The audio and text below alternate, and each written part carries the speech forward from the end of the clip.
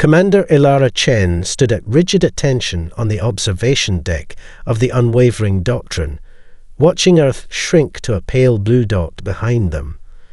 The massive Vexari battlecruiser hummed with alien technology that humanity could barely comprehend, let alone replicate. She glanced at the 200 soldiers under her command, their faces a mixture of awe and apprehension. "Your species adapts quickly," remarked Sub-Admiral Turek, his 4 arms clasped behind his elongated torso. The Vexari's translucent skin pulsed with bioluminescent patterns that Chen had learned indicated mild curiosity. "Though I confess, we expected more resistance to integration." "Humanity has always looked to the stars," Chen replied diplomatically. "First contact was a shock, but not unwelcome." What she didn't mention was the stark reality behind Earth's agreement to contribute soldiers to the Confederation's peacekeeping forces. The diplomatic negotiations had been clear: join the Confederation and receive protection from the hostile Krix Empire, or face potential extinction within a decade. "Your quarters are in Section G17, Turek said, his upper eyes blinking in sequence. "Security detail rotations have been uploaded to your communication devices. I recommend your people learn our systems quickly." Chen nodded. "And our combat training schedule?" Turek made a warbling sound that the translator interpreted as polite amusement. "Combat training. Your soldiers will primarily monitor low-security corridors and assist with cargo inspection. The Confederation values your contribution, but let's be realistic about human capabilities in interstellar peacekeeping." As Turek glided away, Sergeant Jackson sidled up beside her. Did he just relegate Earth's finest to mall cop duty? "Essentially," Chen sighed. "They consider us technologically primitive. Best behavior, Sergeant. We're representing all of humanity here."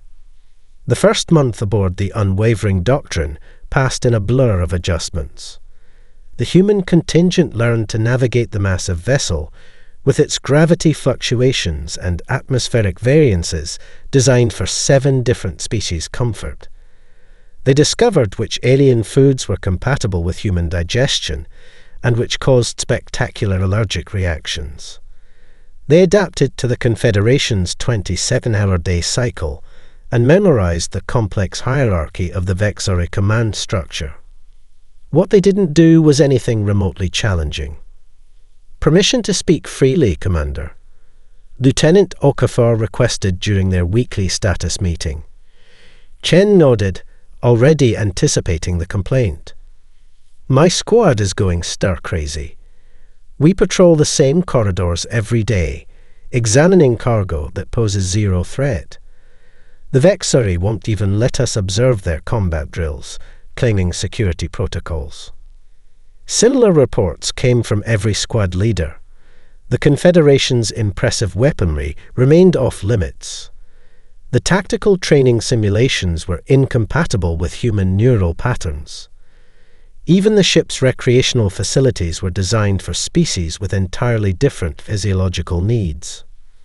One evening, Chen found Private Rodriguez attempting to disassemble a discarded Vexari communication device in the human mess hall.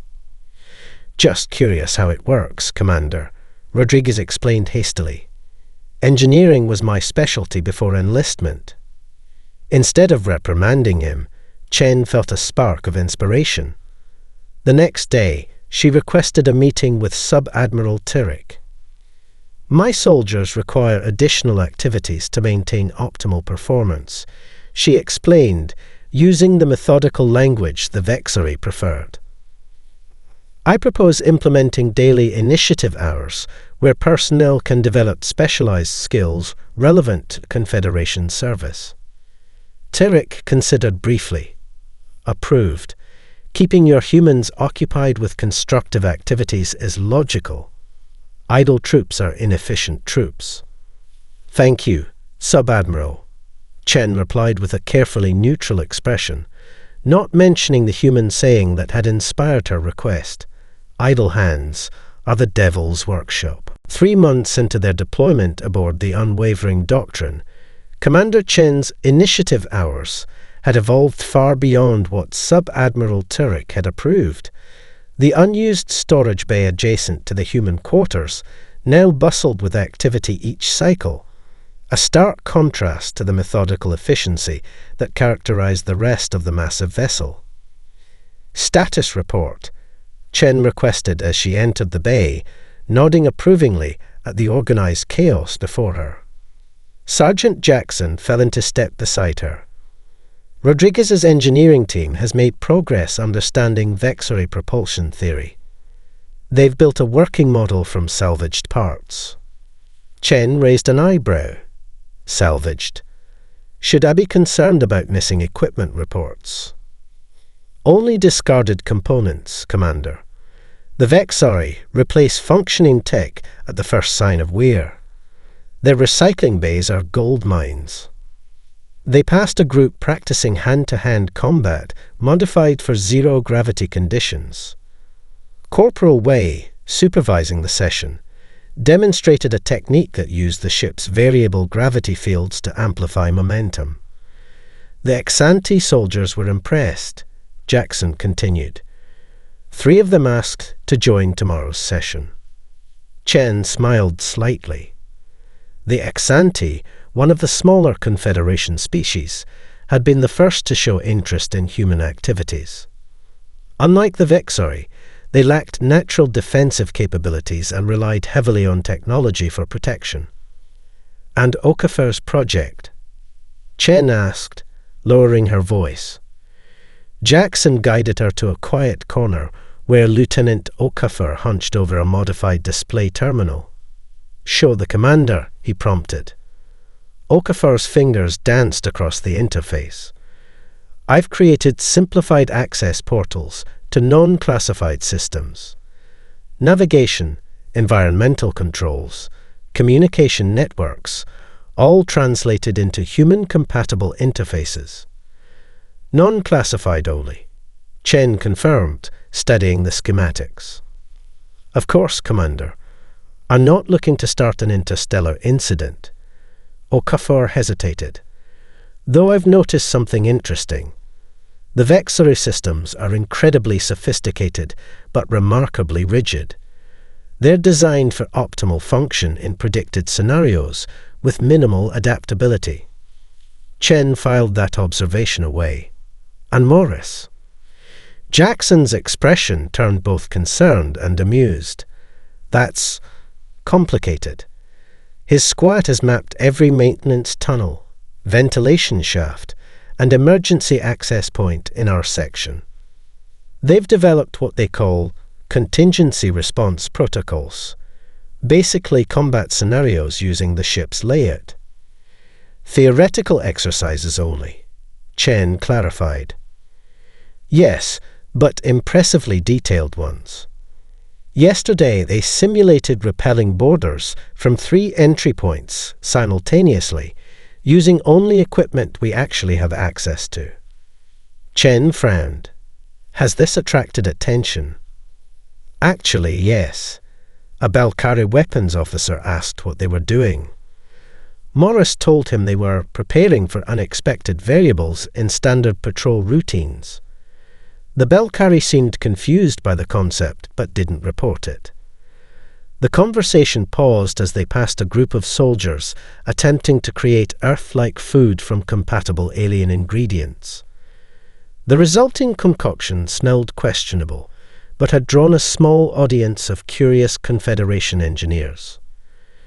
"Cultural exchange through gastronomy," Jackson commented wryly. "Better than last week's attempt, which sent Private Cooper to medical with purple hives." Chen watched her soldiers, noting their engaged expressions, so different from the restless frustration of their early weeks aboard. The Vexillary had unintentionally created perfect conditions for human ingenuity to flourish. Boredom, limited resources, and underestimation were powerful motivators for a species that had survived Earth's harshest environments through adaptability. "Maintain discretion," she instructed Jackson, "and remind everyone that initiative hours are for personal development, not troublemaking." Jackson nodded, though his expression remained skeptical. "How long do you think we'll be relegated to corridor patrol, Commander?" "Until something happens that forces them to see us differently," Chen replied. "Though I sincerely hope it's nothing serious." The ship's alarm system activated precisely 14 hours later. The alarm had been a false positive, a calibration error in the sensor array. But the Vexari response to it was illuminating. 342 seconds, Sergeant Morris reported during the next day's briefing.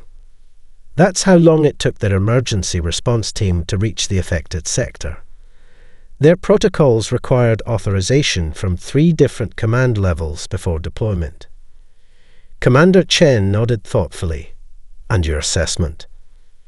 "Their response patterns are predictable. Each species moves to predetermined safe zones.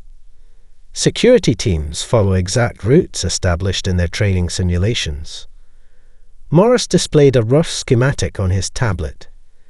If something genuinely unexpected happened, these bottlenecks would become critical vulnerabilities. The human officers exchanged glances.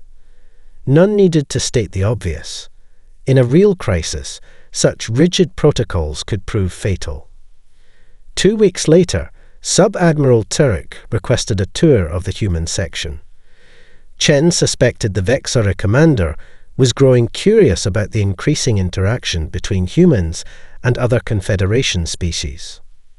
"Your people remain quite active," Turek observed as they passed through the Repurpose storage bay. His secondary eyes tracked a group testing what appeared to be modified environmental suits. "Humans require regular stimulation to maintain peak efficiency," Chen explained, using the productivity-focused language Vexari respected. They paused at Lieutenant O'Keefe's station, where she was demonstrating her interface adaptations to a group of ex-ante engineers. The smaller alien's rapid, excited clicks suggested approval. "You've made our systems more accessible to other species," Turek noted, his skin flashing patterns that the translator didn't capture. "A side benefit," Chen replied carefully.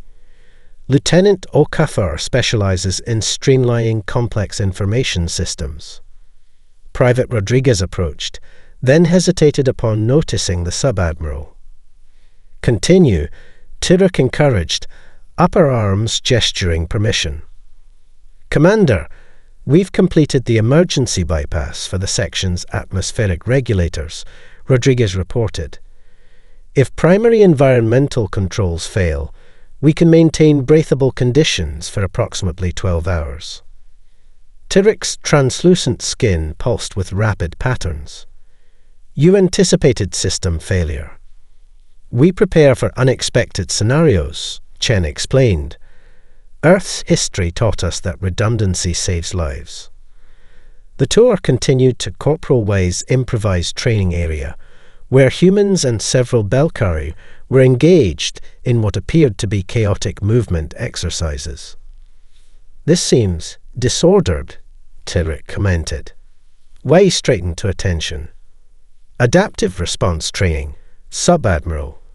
We're practicing movement through damaged or compromised ship sections. The Confederation has evacuation protocols for such scenarios." "Yes, sir. This training supplements those protocols with improvisation techniques when standard routes are inaccessible." Turek's untranslatable expression suggested this concept was alien to him, not just figuratively, but literally. The final stop was Sergeant Morris's tactical team, who had created a 3-dimensional model of their assigned security section using discarded materials and projection technology. "A visualization aid," Morris explained. "We integrated standard patrol routes with alternative pathways for emergency situations." Turek studied the model silently. Finally, he asked, "Is this normal human behavior? Constantly preparing for failures that may never occur?" "We call it contingency planning," Chen replied. "Humanity survived on a planet that regularly tried to kill us. Adaptation became instinct." After Turek departed, Sergeant Jackson approached Chen, assessment commander. "He thinks we're peculiar but harmless," Chen replied. "Let's keep it that way." Her communicator chimed with a priority alert. The unwavering doctrine had received a distress call from a Confederation outpost. They were altering course to investigate. "All officers, prepare your teams," Chen ordered. "Something about this feels wrong."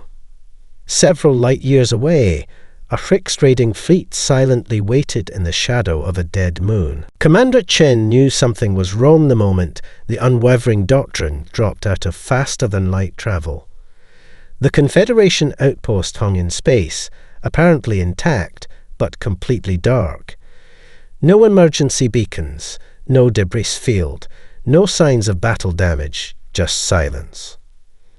Scans show minimal power signatures, reported a Vexari technician on the bridge. Life support appears functional, but communication arrays are offline. Sub-Admiral Turek initiated the Confederation's standard response protocol, dispatching probe drones to sweep the area while maintaining a cautious distance. The methodical approach made strategic sense, but Chen noticed something the Vexari had overlooked. "The asteroid field to our starboard side," she said quietly to Jackson. "Perfect cover for smaller ships." Jackson nodded. "And the outpost position blocks long-range scanners from the port quadrant." Chen activated her secured communication link to the human contingent. "All squad leaders, implement Readiness Protocol Echo 7. Maintain regular duties but prepare for possible boarding action." Sub-Admiral Turek was still analyzing the probe data when the first Hryx stealth fighters emerged from the asteroid field. 3 more attack vessels simultaneously appeared from behind the outpost, catching the Vexari completely off guard. "Incoming fire!" a sensor operator shouted, seconds before impact. The first barrage targeted the battlecruiser's primary weapon systems and communication array. The second disabled the main engines.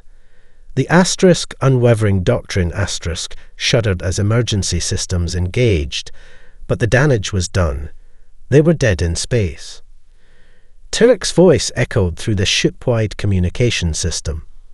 "All personnel, defensive positions, security teams to designated checkpoints, non-essential personnel to emergency shelters." Chen received the message with the rest of the crew, then immediately activated her own communication channel. "Implement Morris Protocol Alpha. I repeat, Morris Protocol Alpha. This is not a drill." Throughout the human section, soldiers sprang into action with practiced precision. They had rehearsed this scenario dozens of times during initiative hours. Within minutes, every human soldier had retrieved their improvised gear and moved to predetermined positions. "They've breached the outer hull," Lieutenant Okafor reported, monitoring her modified interface. "Multiple entry points in sectors 3, 7, and 12. Chen nodded grimly. Classic Hryx tactic. They'll drive the defenders toward the central command center, then cut them off from behind. "The Vexari are following standard defense protocols," Morris added, "exactly as the Hryx would expect." On the main bridge, Sub-Admiral Turek coordinated a textbook defense. Confederation security forces established defensive perimeters at key junctions, protecting critical systems according to priority protocols. They fought with discipline and advanced weaponry, but the Hryx had clearly studied their tactics. The raiders easily circumvented the predictable defensive positions. Rodriguez's team in position, came the report over Chen's comm. Y team ready. Okafor has control of section emergency systems.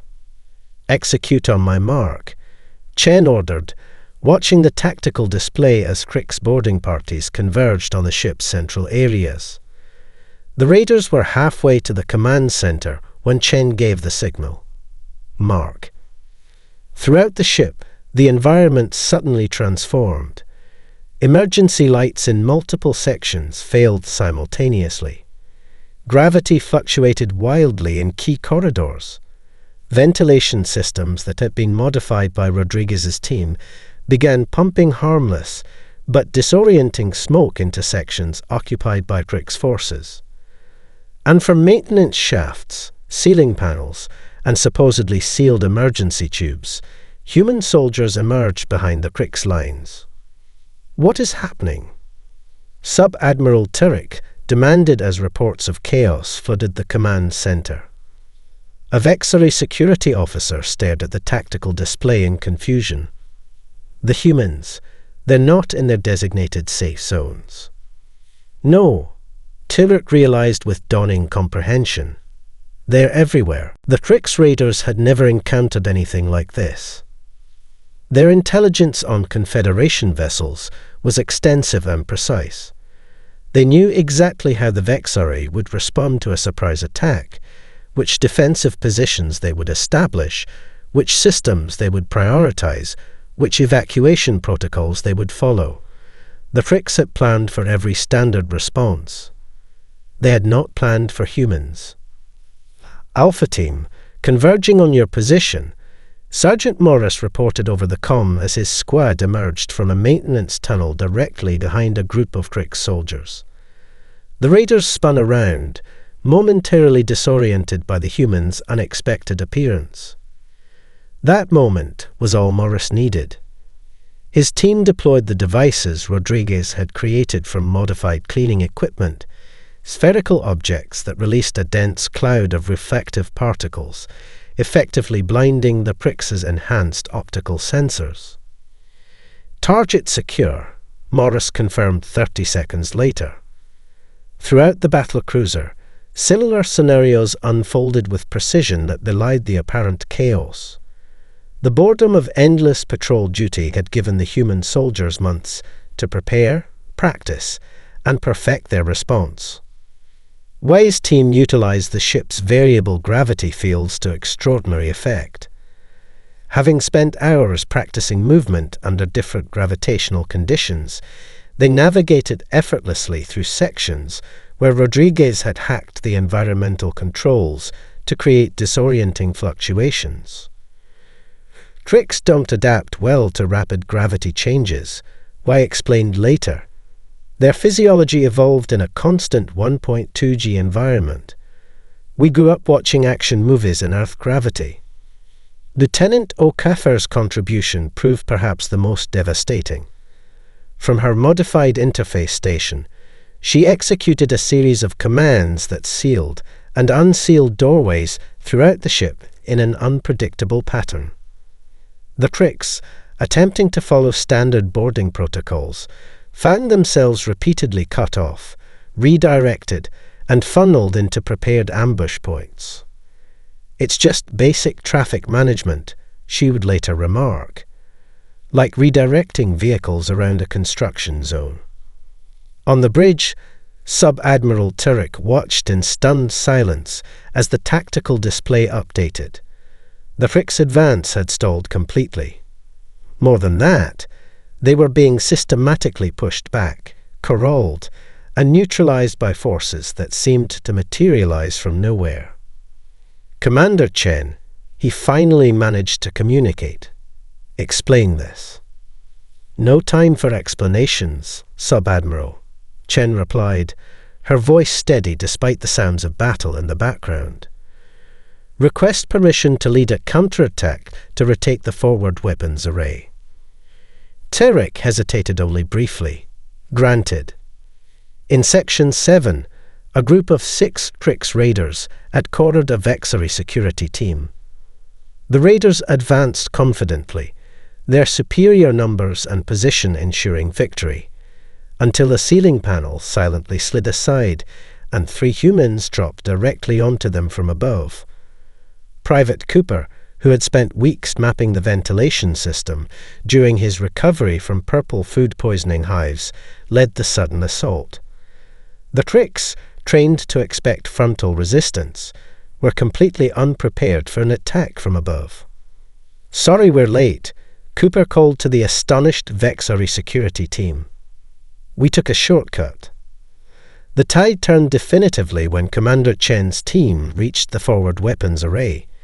Using Rodriguez's bypass systems, they restored partial power to the defense grid, giving the unwavering doctrine enough firepower to threaten the Cricks vessels still positioned outside. When the Cricks commander signaled retreat, the remaining boarding parties found their escape routes mysteriously blocked or rerouted. By the time Confederation reinforcements arrived 3 hours later, the battle was over. The unwavering doctrine had captured 17 Cricks raiders and disabled 2 of their attack ships. Sub-Admiral Turek found Commander Chen in the medical bay, checking on her wounded soldiers. "We need to talk," he said simply, his skin patterns conveying an emotion the translator couldn't quite capture. Chen nodded. "Yes, I believe we do. You modified ship systems without authorization," Sub-Admiral Turek stated. His forearms were positioned in what Chen had come to recognize as the Vexari equivalent of crossed arms, a universal sign of authority asserting itself. They sat in Turek's private conference room, surrounded by holographic displays showing footage from the battle. The recordings had been playing on loop for almost an hour as the Sub-Admiral methodically documented every unauthorized action taken by the human contingent. "Yes," Chen acknowledged simply. "You created weapons from maintenance equipment." "Improvised defensive tools," Chen corrected. "Non-lethal." "You mapped restricted access tunnels." "We mapped all access routes in our assigned sections. Some happened to be restricted." Turek's skin rippled with patterns too complex for the translator. He gestured to a particular display showing Corporal Wei leading a mixed team of humans and Xanthi through a maintenance shaft that, according to ship schematics, should have been too narrow for passage. "How?" he asked finally. Wei figured out that the internal sensors could be temporarily looped. The shaft was uncomfortable, but passable if you know how to move. Chen paused. The Xanthi were quite impressed. Their physiology makes them excellent for confined space maneuvers. Turek switched to another recording. Lieutenant Okafor orchestrating the ship's internal door systems like a symphony conductor. This required override codes. "No overrides," Chen explained. Okafor discovered that non-critical systems had simplified authorization protocols. She created a management interface that operated within existing permission structures. Turek stared at her. "You found loopholes." "We found efficiencies," Chen corrected diplomatically. The Sub-Admiral was silent for several moments, his primary eyes fixed on Chen, while his secondary set tracked the battle footage. Finally, he dismissed the holographic displays with a gesture.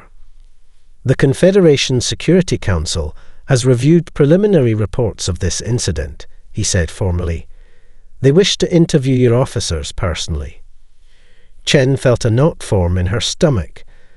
"I take full responsibility for my soldiers' actions." "Any disciplinary?" "Disciplinary." Turek interrupted, his translator struggling to convey his tone. "Commander Chen, the Cricks have successfully raided 12 Confederation vessels in the past cycle. This is the first time they have been defeated and captured. The Council is not interested in discipline. They are interested in understanding." Chen blinked. "Understanding what exactly?"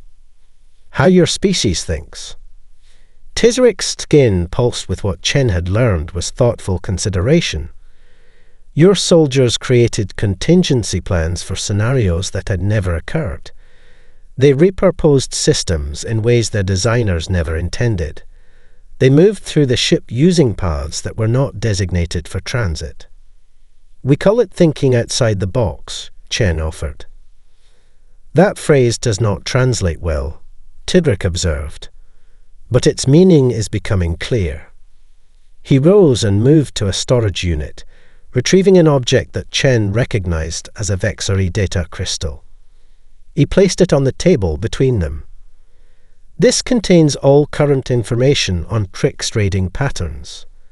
The Council has authorized me to share it with you, along with a request. Tell us what your people see that ours do not. Chen stared at the crystal. You want our perspective. We want your outside-the-box thinking. Tidrick's translator produced an awkward pronunciation of the phrase. The Trix adapt their tactics with each raid. Our standardized responses have become predictable. And humans are anything but predictable, Chen finished for him. Precisely. Especially, Tidrick added, his skin briefly flashing a pattern Chen couldn't interpret. When they are bored. The Confederation Xenopsychology team arrived 3 days later. Led by a tall, willowy Mithrani named Dr. Silith, they converted one of the ship's conference rooms into an interview center and began systematically questioning the human contingent. Please explain the concept of jury rigging, Dr. Silith asked Private Rodriguez on the second day. Rodriguez glanced at Commander Chen, who nodded permission. It means making something work with whatever materials you have available, he explained. Throughout human history, we've had to improvise solutions when proper tools or parts weren't available. And this is a formalized skill. Taught in your military training. Some basics are taught, but mostly it's cultural. Humans take pride in solving problems with limited resources. The Mithrani made notes on a translucent tablet. Fascinating. Your species appears to treat limitations as challenges rather than obstacles. Similar interviews continued for days. The xenopsychologists were particularly interested in certain human concepts that their translators struggled to convey: mat-givering, field expedience, improvisation, and especially boredom-induced creativity. You must understand, Dr. Silith explained to Commander Chen during a private consultation, most Confederation species evolved in environments that rewarded methodical planning and standardized responses. The Vexari developed in a stable ecosystem with predictable challenges. The Belkari evolved as hive-minded colony creatures. Even the Exanti, despite their adaptability, rely on established generational knowledge. And humans? Chen prompted. Your species evolved on a planet with wildly fluctuating conditions and unpredictable threats. You developed not just the ability to plan, but to abandon plans when necessary. Dr. Silith tilted her head in what Chen had learned was an expression of profound interest. Most intriguing is your species' response to understimulation. Boredom, Chen translated. Yes. For most Confederation species, periods of inactivity are valued for reflection and conservation of resources. Humans, however, become more inventive and potentially more dangerous when insufficiently engaged. The Xenopsychology team's final briefing took place in the Unwavering Doctrine's main conference chamber. Sub-Admiral Turek attended alongside representatives from each Confederation species serving aboard.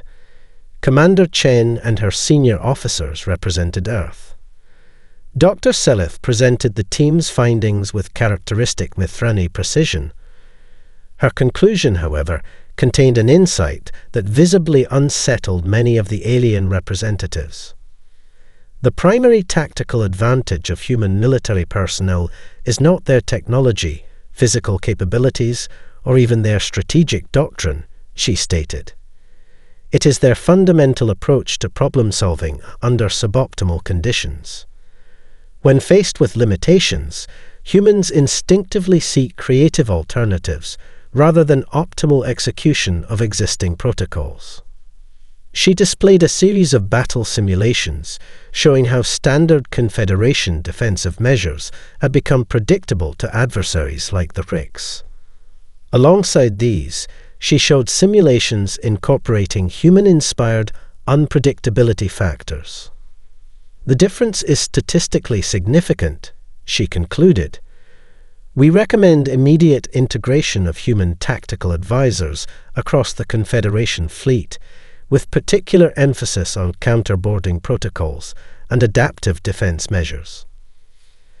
After the briefing, Sergeant Jackson found Commander Chen in the now quiet storage bay that had housed the Initiative Hours projects. "I hear we're being reassigned," he said. "Combat advisory roles across the fleet." Chen nodded. "The Confederation has recognized our value. Because we got bored and started tinkering with their ship." "Because boredom makes humans dangerous," Chen replied with a slight smile. "In the best possible way." "Fascinating species, humans," came Sub-Admiral Tyrik's voice from the doorway. His skin pulsed with patterns Chen now recognized as respectful amusement. "Most dangerous when left with nothing to do." 6 months after the Pricks' attack, the unwavering doctrine barely resembled its former self. The once sterile corridors now displayed a blend of Confederation efficiency and human adaptability. Mixed species teams trained together in Way's expanded Combat Simulation Center. Rodriguez supervised a joint engineering lab where vexillary precision complemented human improvisation. Okafor had been promoted to lead a new adaptive systems division, staffed by a diverse mix of species. Commander Chen stood in the newly designated Tactical Innovation Center, formerly the storage bay where bored human soldiers had first begun their projects. Sub-Admiral Tyrik joined her, his movements more fluid than the rigid formality he had once maintained. "The Confederation Security Council has approved your proposal," he announced, presenting a data crystal. Earth will contribute an additional 500 personnel, with emphasis on candidates with backgrounds in emergency response, field engineering, and adaptive tactical experience. "Any restrictions on deployment?" Chen asked. "None. The Frick's incursions have decreased by 63% since we implemented human-inspired countermeasures. The Council is eager for further collaboration." Chen nodded, remembering the initial dismissal of human capabilities, and the new training protocols being implemented fleet-wide. Each Confederation vessel will now include mixed-species tactical teams trained in what your Sergeant Morris calls thinking like the enemy but weirder. Chen suppressed a smile. Morris had certainly embraced his new role as a tactical advisor. They moved through the ship, passing a group of Belkari security officers being taught human martial arts by Corporal Way. Nearby, several ex-ante engineers worked with Private Rodriguez to develop emergency repair techniques using minimal resources. "We've learned much from humans," Tyrik observed. "Your species' ability to function effectively in suboptimal conditions is unmatched in the Confederation." "We've learned from you as well," Chen replied. "Human improvisation combined with vexillary precision makes for powerful solutions." They reached the bridge, now reconfigured with elements of human design philosophy.